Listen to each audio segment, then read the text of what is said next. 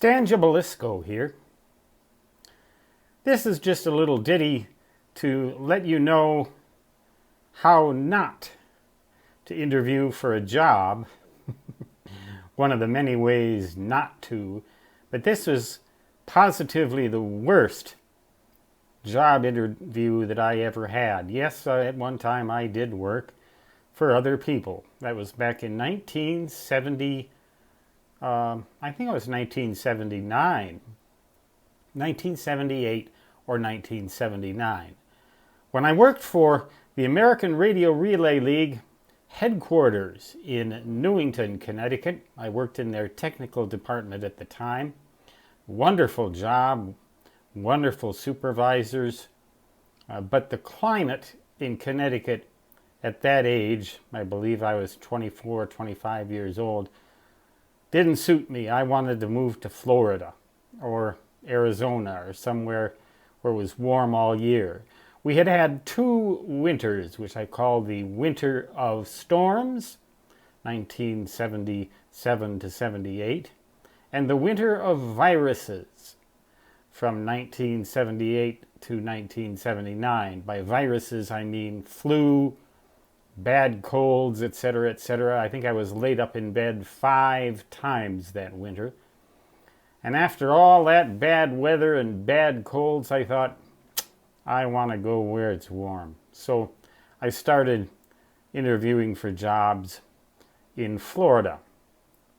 Eventually I did get one, and the president of that company turned out to be one of the greatest, if not the greatest, human mentors, aside from my own father, that I have ever had. But that's a little bit beside the point. I called this company, and I believe its name would be pronounced Rakel Milgo. It no longer exists, but it was somewhere in South Florida. I'm not sure, my memory fails me, it's been a long, long time. But I gave this interview drunk. I did a lot of things that were very important at that time. Important not from a professional standpoint so much as just from significant, I had to be, sharp in order to do them, and in order to get sharp, I thought getting drunk would be the best way. I should have known at that time that that was a bad sign of things to come, but I eventually evolved into a full-blown alcoholic. But at that time, I hardly ever drank, but I did drink, about a half a tumbler full of whiskey or something like that, and called them up. Rakel Milgo, electronics manufacturing company. And I believe they were looking for a technical writer to prepare their technical manuals.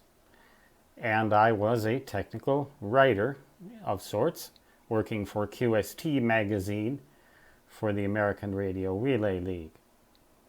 And I called them up, and one of the first things I said was, I think I'm pretty well qualified to work at Rakel Milgo. That's the way I said it. Rakel Milgo. Milgo.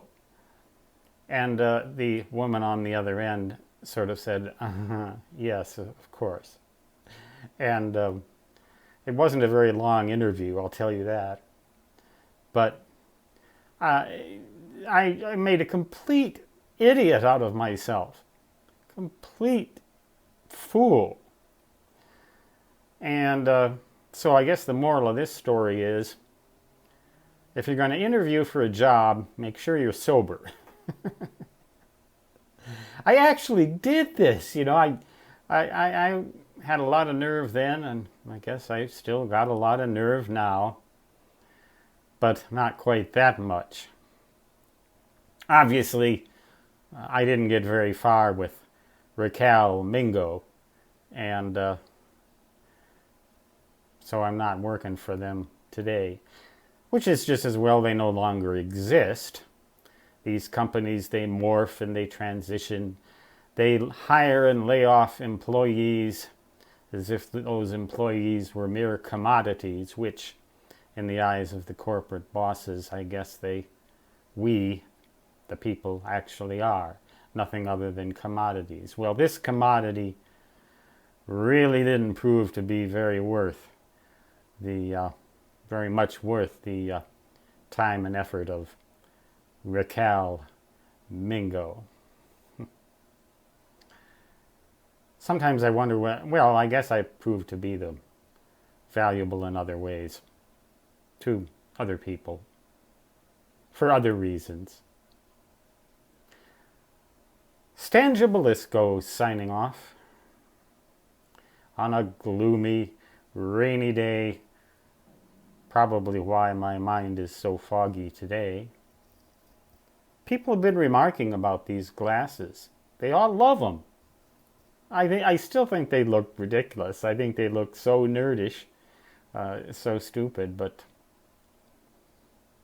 if it works, do it. If it doesn't work, don't. Until next time, so long.